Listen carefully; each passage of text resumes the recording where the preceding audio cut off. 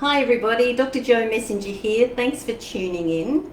Let's continue our chat today, building on what we covered in the last video, and go deeper and deeper into the structure, the components, and the function of your master diamond blueprints, and what relevance that has to you right now in this particular lifetime. So just very briefly, we talked about how you pack into your suitcase, you pack into your energy bodies the things that you need for this particular lifetime. You pack in your 3 wounds that you have committed to overcome in your soul contracts, and you've also packed in your 3 happy times or your 3 gifts that you have the option to polish and get out into the world in whichever way suits you best. So today, let's go deeper into the Master Diamond Blueprint for you for this lifetime.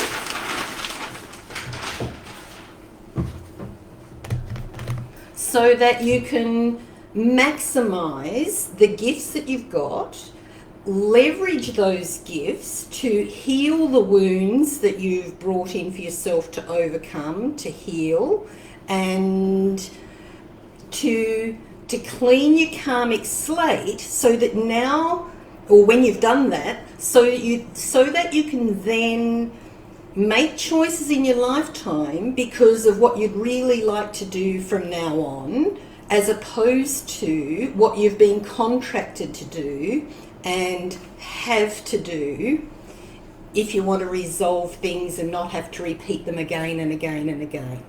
So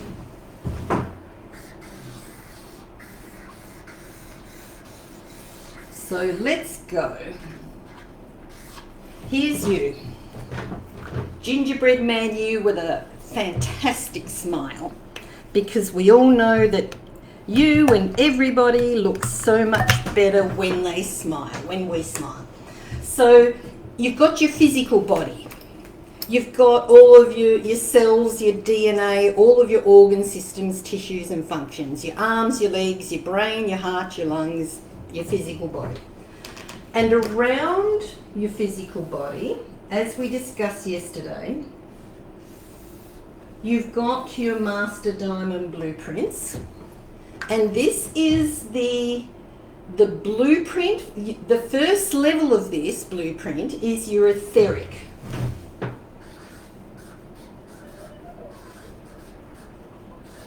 Your etheric blueprint, your etheric body. And this is the lines of energy, the blueprints and the structure for your physical body. So just like with a building, you've got the blueprints for the bricks and the structure.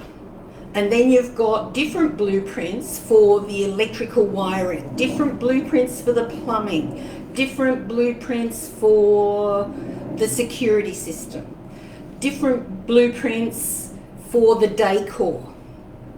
Do you follow me?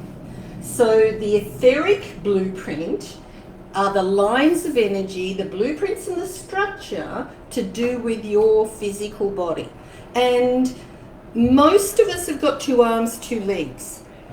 So we have a lot of things that are the same. And there's also a lot of things that are different. Some people are tall, some people are short, some people are curvy, some people are slender. So there's variations within this that are specific for you. Okay. Now the next layer out, we've already used green. Let's give some other colour a chance, eh?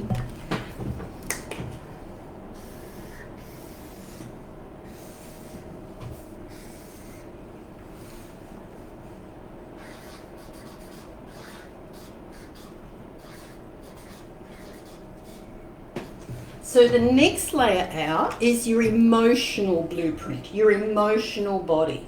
So these are the blueprints to do with your feelings, your emotions.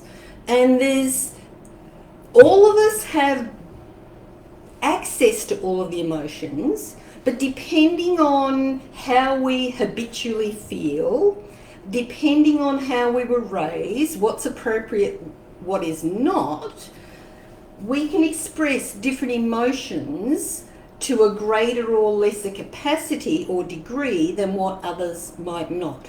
For instance, in Japan, they're very contained with their emotions. In Britain, they're very contained with their emotions. In European countries, they can be a lot more expressive with their emotions. Do you follow me?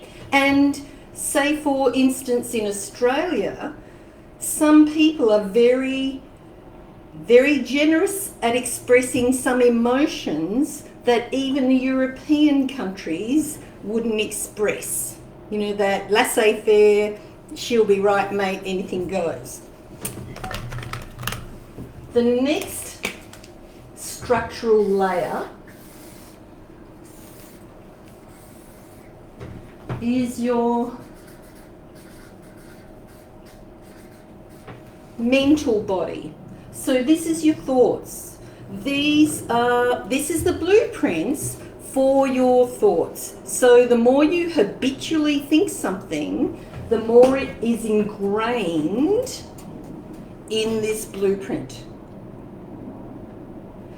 And part of your wounding,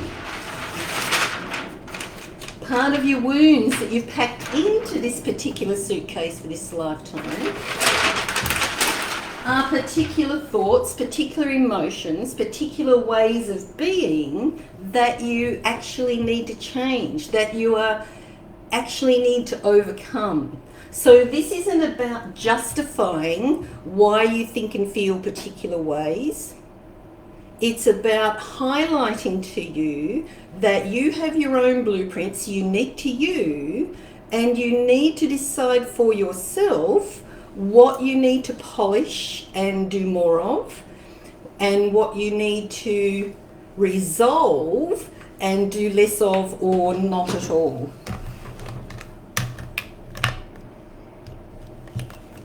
And the next layers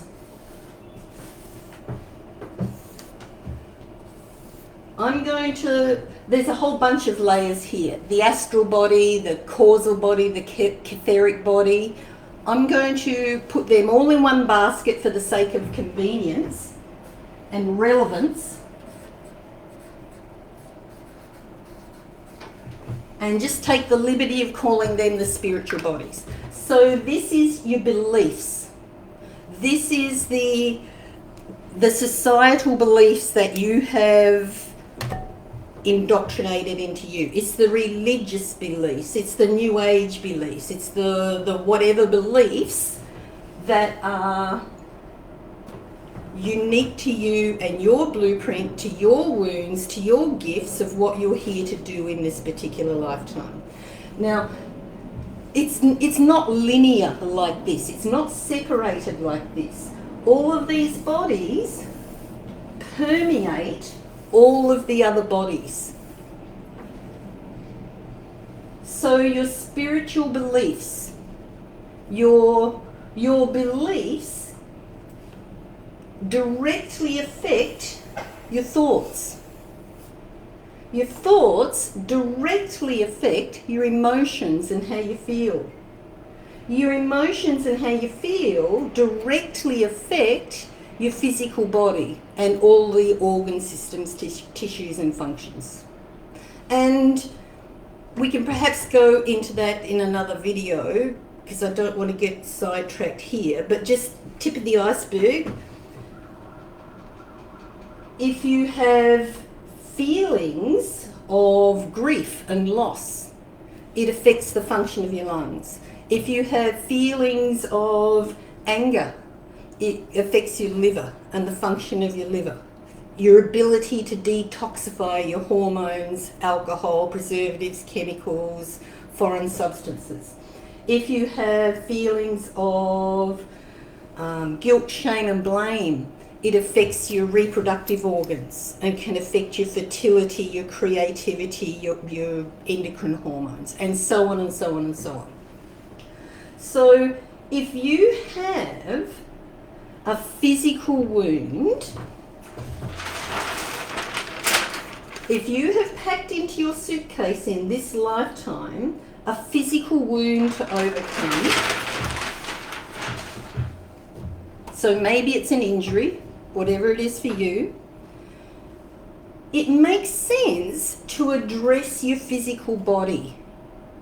So it makes sense that if you have a physical imbalance, if you're eating too much sugar, if you're eating too much dairy, wheat, carbohydrates, inflammatory foods, it makes sense that you need to address it at that physical level. You need to stop the sugar, stop the excess dairy, wheat, carbohydrates, whatever it is for you. Stop the inflammatory foods, the inflammatory alcoholic drinks, the drugs, whatever you're putting into your body. Stop it at that physical level. And can you see how I'm emphasizing that this is about you? Because I have zero interest in alcohol and drugs and smoking. Some other people have massive problems with addictions, with smoking, drinking, alcohol and whatever else. So these blueprints are unique to you. They're unique to your lessons, to your soul contracts, to your wounds, to your gifts, tools, talents, abilities, and potential for destiny. If you have imbalances in your emotional body, so say for instance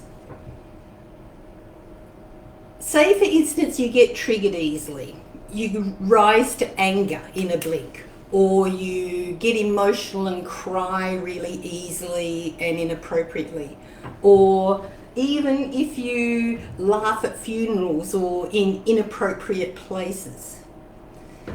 It makes sense to address your emotions at that emotional level, rather than go, okay, I'm not going to funerals anymore, and just try and remove yourself from the triggers. You need to master your emotions so that you behave more appropriately in those situations in the first place. And if you have imbalances, wounds in your mental body, if your thinking's faulty, it's really easy often to see this in other people rather than in ourselves. It can be really easy to see people's toxic thoughts and faulty thoughts. Not necessarily so easy to, we have to be honest with ourselves, okay? We have to address our own issues and not be judging other people necessarily for what they think, say, do and feel. This is about us. This is about you and me healing our wounds, polishing our gifts, fulfilling our soul contracts, and then having the freedom to use what we've learnt however we choose in the world instead of having to. The spiritual wounds, the spiritual gifts. If we have wounds in this level, it makes sense to change the underlying philosophy, to change the underlying beliefs. So say for instance, and I'm about to say something that some people might think is cancel worthy, but hear me out. So say for instance, for the Christian community, and I'm just speaking about this because this is what I know, this is what I'm familiar with, but it hopefully applies to all of the great religions and philosophies. In the spiritual community, we were taught that Jesus was the be-all and end-all, Mary Magdalene was a prostitute. And now we find out 2,000 years later, that Mary Magdalene was his divine counterpart. That he was the divine masculine, she was the divine feminine. They were a match. And it didn't suit a lot of the people of the day to to acknowledge Mary Magdalene for her gifts, her contributions, and part in the backstory. So if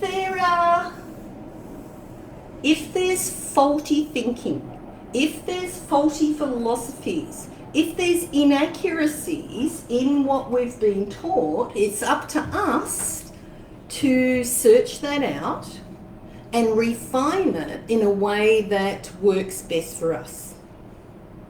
And I can pendulum swing on this topic. Sometimes I am an absolute seeker for truth, and if it's not truth, well, it's baby out with the bathwater. Other times, it doesn't matter if it's true or not. Is it useful? You need to work out your philosophies, your beliefs for yourself. And I'm suggesting that if any of your previous beliefs have been influenced by big media, big agriculture, big medicine, big pharma, big religion, big government, big anybody, big Pfizer, then it's probably a red flag that there's something in there that needs to change for you personally. Because in the past, it used to be that we all had to learn our lessons and have our experiences at the same time. So for thousands of years, people learnt their lessons of war, learnt the lessons of how to survive a famine, how to survive a flood, etc., etc. Now, everybody on the planet, we're all learning lessons according to our own frequency, according to our own decisions or not, rather than everybody's all in the same basket at the same time. Because, for instance, war is almost irrelevant in my immediate vicinity. Yes, we're very aware of Palestine and Israel and Ukraine and Russia and.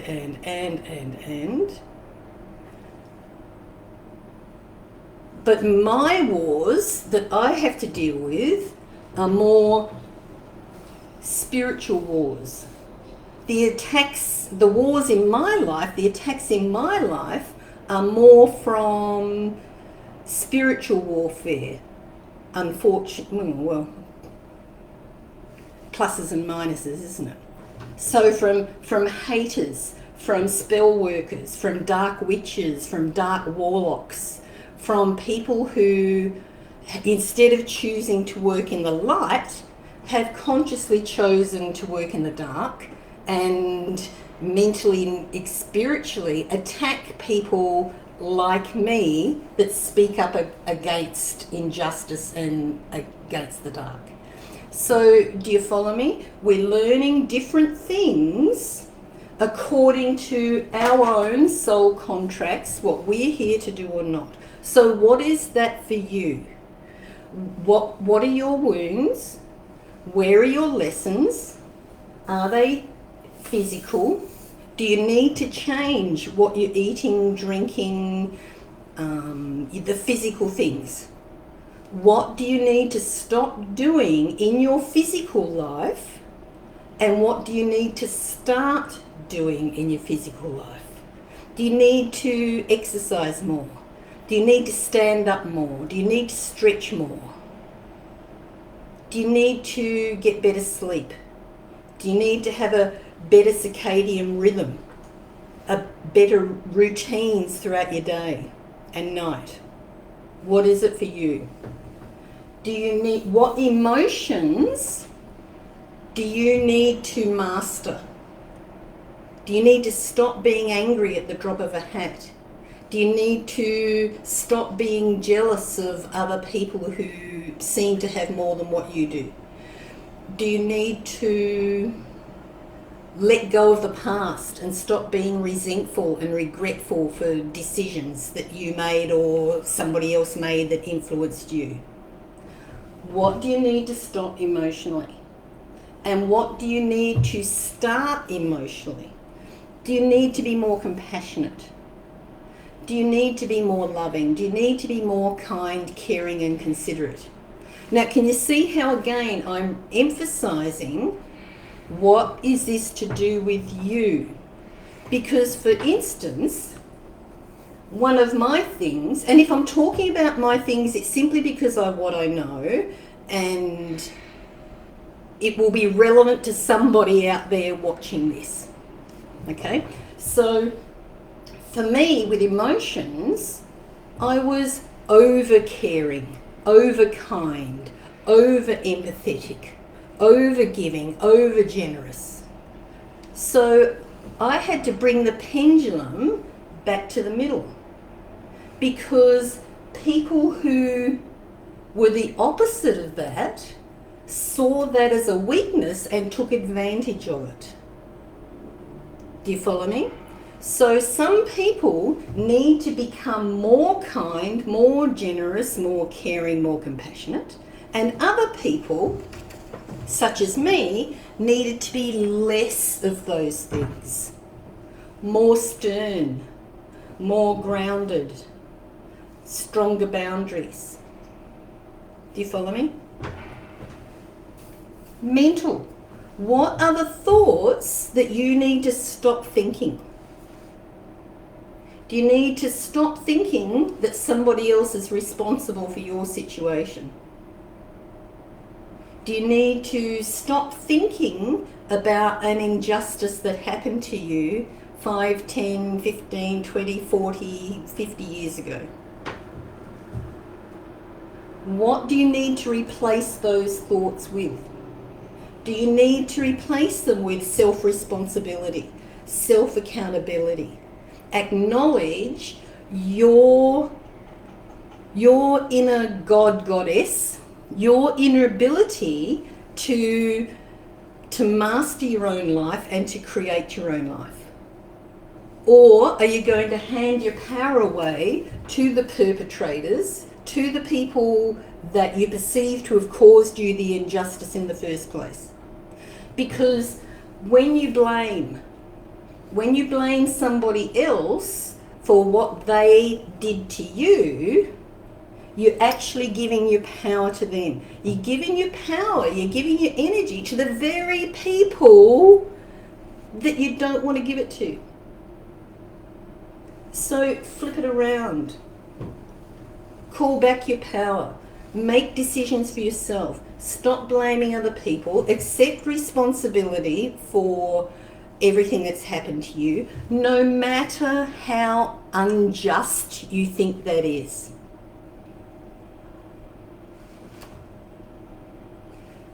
And it can seem like the system stinks a bit.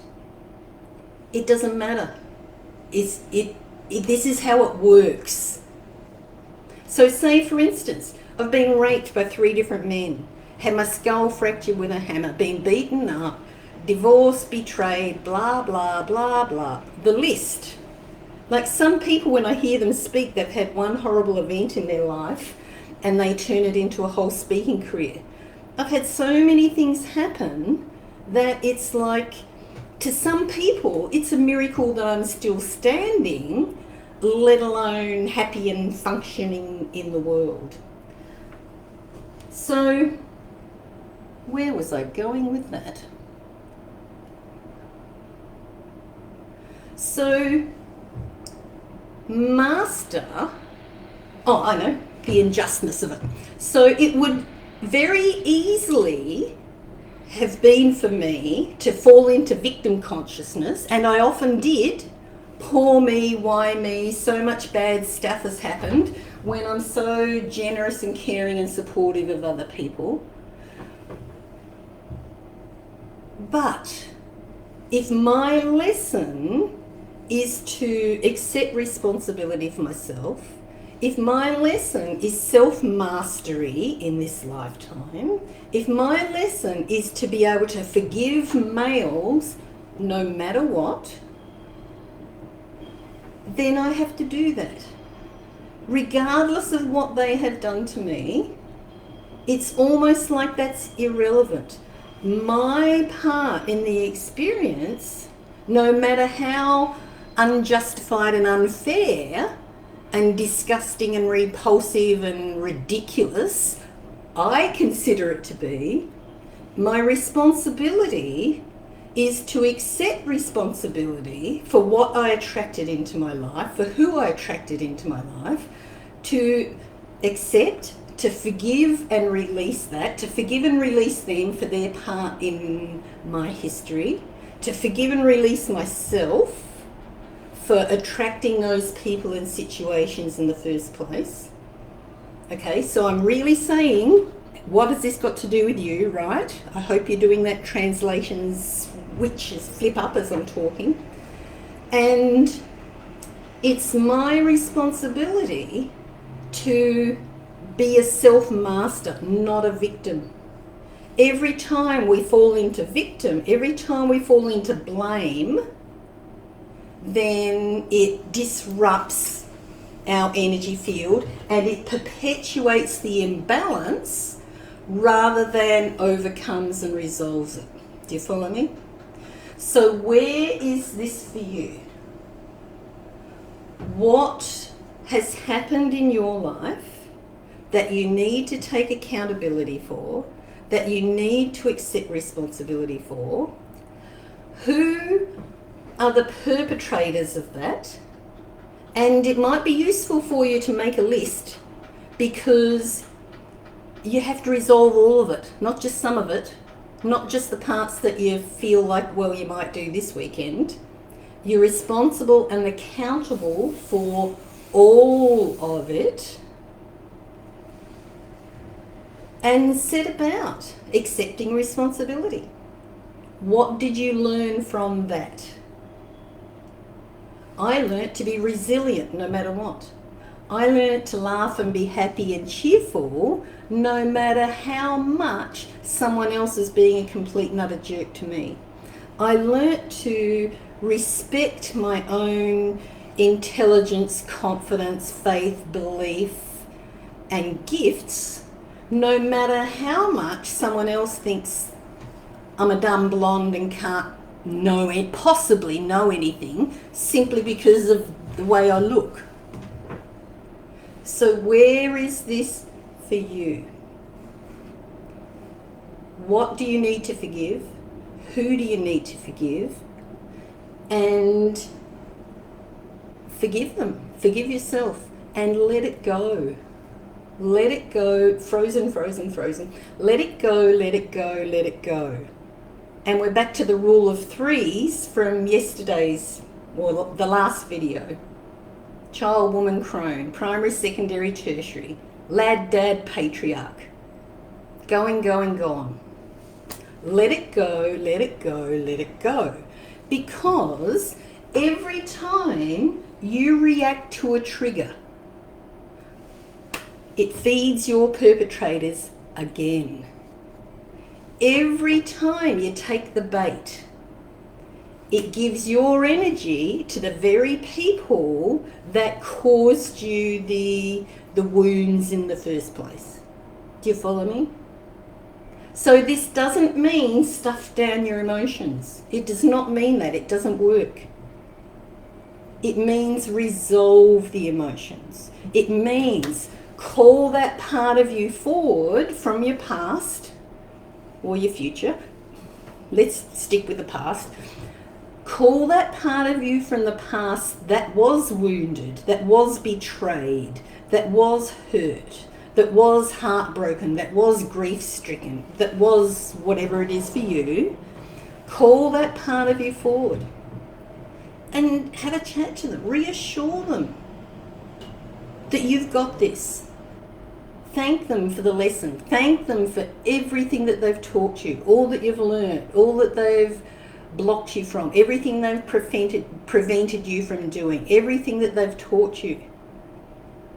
And let them know, let that part of you know that their work is done. Thank you very much. And bring that part of you back into your heart, back into you. Bring that aspect of you back into you. Bring that inner child that was so hurt back into you. Bring that soul fragment back into you. and keep going and going and going and going and going and going and going and going until all of the parts of you are back home. Until you're in alignment, until all of the parts of you are in alignment. Because if you don't, you can have great intentions to do amazing things in the world, and then an unresolved part of you can jump in and go, whoa, remember when you tried that last time, this and this and this and this and this happened and it ended up really bad for you, so don't do it. And then you stop.